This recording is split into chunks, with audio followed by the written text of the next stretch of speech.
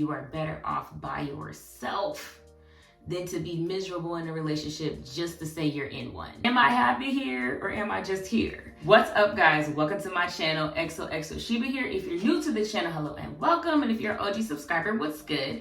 Welcome back. This video has been a long time coming. I have sat with it for a minute and it's time I record. And this video is all about decentering men. Now, decentering men doesn't mean hating men, doesn't mean not dating, doesn't mean anything like that at all. But what it does mean is that as a woman, a man is not your main focus, your main goal in life. Your life is about you first. It means that your value as a woman is not directly linked at all to whether or not you can get or keep a man. And again, it's not about man hate either, but it is about, I would say, woman love. It's stepping away from the notion that your value is only as good as a man choosing you. I hate to see so many women approaching 30, approaching 35, getting older, and their confidence dwindles or their self-esteem starts to dwindle if they're still single women. I hate to see that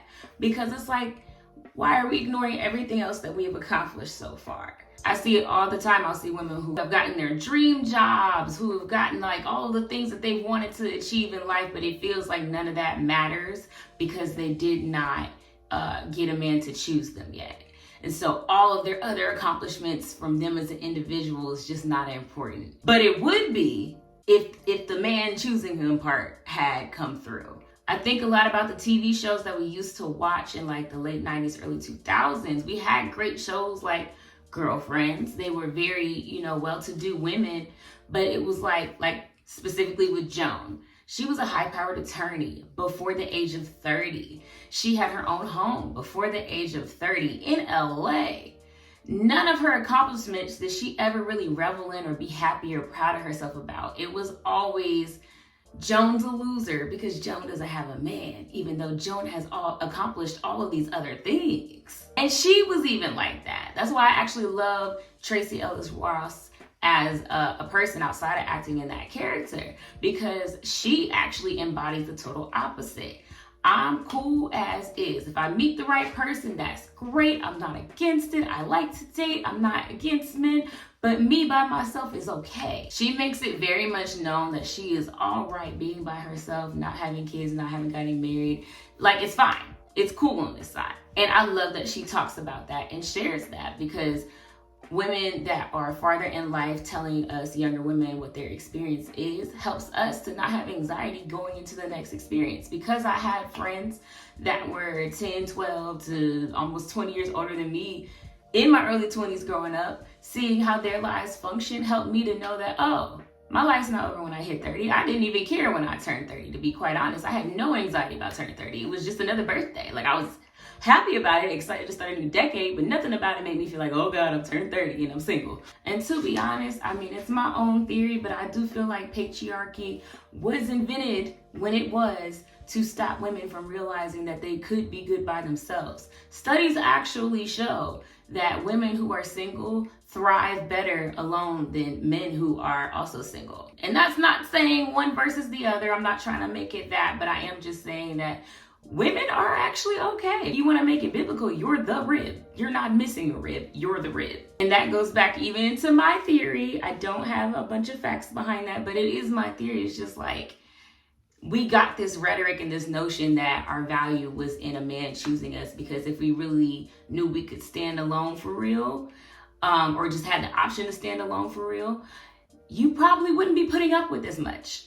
I know most women are putting up with the things that they put up with for men who aren't doing them well because they don't feel like they could do better. They don't feel like they could survive on their own. And they would feel like they would be less valuable if they were, I guess, unchosed, you could say. And if you think about it, if you take away that notion that, oh, if you're 35 and single, you're less than as a woman, or whatever age and single, and you're less than as a woman, you really don't care. Like, let's be real. Look me in my eyes. You don't care. Let's be real. I have yet to bring this up to a woman woman and they tell me that they would still care about a man choosing them if that rhetoric wasn't put on us by society. And if we really knew and embodied that, you wouldn't be staying and putting up with a lot of the stuff that we tend to stay and put up with. And so very early on, I remember for me, I was 26 when I really decided to just decenter men. And again, I keep saying it because I don't want this to go left. It does not mean hating men. I've never hated men. I get along with men actually very well. A lot of my friends are guys, to be honest. But I remember I was out with my friends and I was only paying attention to who was paying attention to me, like scoping the room on that. And I realized I had missed half the day only focusing on centering men. And I never really took in all the fun that was happening on that day. And when that part hit me around, don't ask me why I remember the time. It was probably like 5 o'clock in the afternoon. When that part hit me, that all these new people I had just met, all these new connections I just made, all this fun I just had was in one ear and out the other, or in one thought and out the other. And all I was focused on to say I had a good day was who was paying attention to me. I said, who are you? Your whole day was dependent upon that? Like really, your whole day, of whether you had a good day or a bad day was really dependent upon what man was paying attention to you? Ugh, I gave myself the ick. And from then on, I made a choice in that moment to be in the moment and just enjoy what's happening in my life, no matter what it is, whether it's I'm getting attention or I'm playing the background or I'm just having fun, like whatever it is, I enjoy the moment for what it is. And you know what? That actually made people pay more attention to me. And truth be told, again, like I said, I have a lot of platonic male friends, so I hear the real of what they really be thinking. The way that we tend to center men is not even attractive to them. You see how it's really a ploy? You see where my theory is starting to come from? We're doing things that aren't even going to get you what you want. Because men don't live that same rhetoric of I have to find a woman or I'm less than or my accomplishments don't mean anything. When they see us talking like that online all the time of when will a man pick me or I just want to do all that, it's a turn off for them. They're like, you don't got nothing else going on? That's it. I literally had to break it down for one of my guy friends of like, no, this is really how life is for us. This is what is put on the pedestal for us. And men can feel that from you when you're not cool by yourself, when you're not comfortable on your own, when you're more codependent, when you really want a man or you're desperate for a man or you feel less than without a man, they feel that from you. And most of them are going to play on that, unfortunately. The secret really is decentering men actually makes them respect you more. You will get way more respect, care, and concern from men when they feel it that you're not really pressed about them. Because in my formative years, I grew up with boys, like I'm used to hanging with boys like that. I'm used to seeing men in a platonic way first. So I tend to treat them the same way I treat my girlfriends, with that same type of consideration, care, just basic human decency. When I do that, oh, it can get misconstrued until something happens that make them realize like, oh, she really not on me like that. But my personality, because I'm nice, because I'm just naturally caring and considerate of others in that way, it can come off like I'm more male-centered than I actually am sometimes up front. And the difference in treatment from when they think that versus when they realize what I'm really on, oh, two different worlds, completely. Decentering men also looks like not competing with them as well. This part I feel like don't get talked about a lot.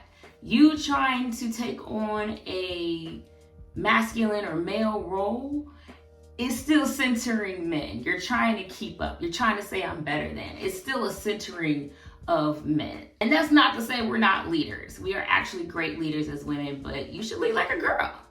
Nothing wrong with leading like a girl. That's where your superpower lies. Lean into your femininity as a strength, not a weakness. And yes, we all have both masculine and feminine energy, but as a woman, unless you have chosen to be masculine presenting, your bag is the feminine bag. Doesn't mean you have it all. You got to know when to turn which one and which off when necessary. But that is your bag. Lean into it. You will actually never see me take charge the same way that you would see a man take charge. And not because you can't, or that's what men are supposed to do and we're supposed to be like this, but because it's not efficient. I lean into my superpower of leading like a girl. And I feel like that's something we don't talk about in the woman community enough, is how to lead like a girl. there is a position we're supposed to be leading in, even in partnership, that we don't get taught how to do. We're just taught we're supposed to be docile. We're taught we're supposed to just listen to the leader and follow the leader and all this type of stuff. We don't talk about how we're supposed to do it. The same way your grandmama did it, the same way your great-grandmama did it, the same way your mom probably did it. I actually learned that from listening to my grandmothers tell me their stories from back in the day. One of my grandmas knew they needed a new refrigerator at the house. She knew my grandfather was going to be cheap about it. So instead of just coming to him and trying to force it on him, she let it be his idea. She set him up real nice. I ain't gonna go into details of the whole story, but she was leading like a woman. She even put her friends on. One of her friends, she was telling me she needed her husband to fix the screen door. He would never get around to it. Every time she would just directly ask, he would be like, oh, I'm gonna do it. So she said, oh, it's not enough of an issue. So her leading like a woman, she said, all right. So she started untwisting the hinges to make the door more of an issue. It came off the hinges when he tried to open it. And he said, oh, wow, I really need to fix that door. Let me get to it. It's not the only way you can do it, but those are just good examples of getting what you want done efficiently, leading like a girl. It's stealthy, it's smooth, it goes over your head. I love it. It's crafty. A lot of times for me, leading like a girl looks like just setting things up maybe as a suggestion that I know is right, but I'll let you come to that conclusion. Why? Because my ego's not in it to where I have to aggressively be known that I'm right. We've already got, I'm okay with letting you get there efficiently. And to be honest, that's really how you get stuff done efficiently, when you gotta work with the opposite sex. You can actually very much do a lot of hard stuff while being soft presenting. Me and one of my best friends, we're both very dominant type of women, but it would go over your head if you met us because we're both very soft presenting. The things that we say to you are very direct, but because of how we said it, it goes in better. Now everybody wins. To be quite honest, I actually do use softness to dominate situations a lot. And don't get me wrong, I don't mean you never gotta get aggressive. Sometimes you just gonna have to pull that out. Sometimes you gotta pop out and show them. But 9 times out of 10, the efficiency is there when you can present something in a soft way that's actually very direct and harsh. Decentering men also means that while you'll let a man take care of you, you still getting it for yourself. You're still making time to hang with your friends. You're still maintaining having a life of your own to focus on. That way, when a man does come into your life, or if one is in your life, it's still not centered around him all like that. You still maintain a balance of you being you. For example, for me, I've already done a lot of the things that a man could do to impress me for myself. I'm not mad at them doing it. Don't get me wrong. I'm not the type to be like, I've already done that, or I already have that. I'm good. Please go ahead and do it. But it's not the end all be all to me. And while I'm flattered and I am impressed from a standpoint of being considered, I'm not impressed from a standpoint of I ain't never had nothing. I actually love that most of my elaborate experiences in my 20s happened on girls trips that I took myself on. And men actually do appreciate that from me, that I can have my own stories about holding my own. You don't ever want a man to feel like if you don't have him, you don't got nothing. Decentering men also looks like valuing your platonic relationships. That's another thing I hate to see, is women who get so bogged down with where they're at romantically, if it's not where they want to be, or even if they're in a relationship, that they throw all of their platonic relationships to the wayside, or in general, they don't value their platonic relationships the same way they value romantic relationships. Platonic relationships are just as, if not a little more important, because even in a romantic relationship, y'all gotta have a platonic base.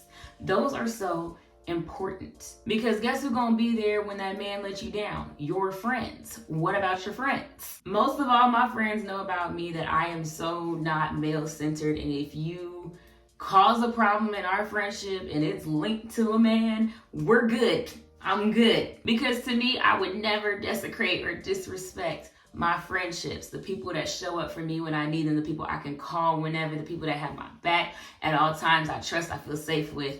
For a man that I don't know, probably not gonna talk to that long, probably gonna do something to have me calling my friends about, like, I just can't do it. Plus, when you look at it bigger picture, you'll feel a whole lot more whole when you're acknowledging that your platonic relationships are companionships. That cup is getting filled for you. You're just not respecting it. I never feel alone. I am covered. I have so many relationships, to be quite honest. The role a man could play for me is actually very small. Significant, but small. I already have a ton of good relationships that I'm trying to maintain. And that's important that you feel that way too, because there's been times where men have tried to play games on some thinking I was just waiting on their time. And I said, oh, no. You got it. You let me know when your schedule is good. I'm finna go out with my friends, okay? And probably have a better time. But that also comes from having good quality friends too. I enjoy my time with my friends so much. And having great friends also helps you, even when you're in a relationship, to feel like you're not stuck there.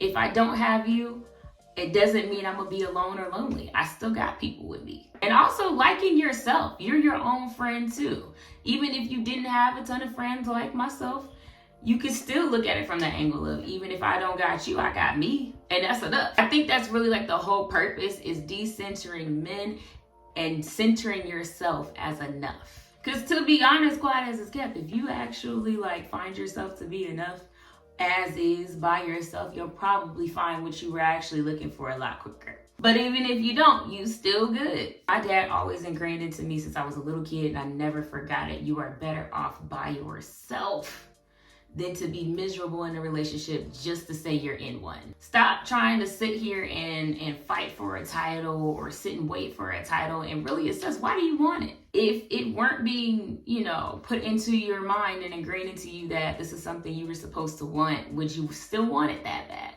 And decentering men is also helpful for you picking a man. Because remember, it's not about man hate or not dating or not paying attention to men at all. It's just about not making it your whole focus. But I say that to say it's helpful in even you vetting and picking a partner, because if you're centered on yourself and what's good for you, you're paying attention to, how does this person fit into my life? Do they add value in my space, or was I better off by myself? Those are the things you'll think about when you're clear-headed in that way. How does this person actually fit me, instead of you being focused on how do you fit them and trying to make them like you and trying to attract them to you. Those things kind of matter, but you also got to be vetting for yourself too. And when you decenter men, that vetting process start coming to you naturally.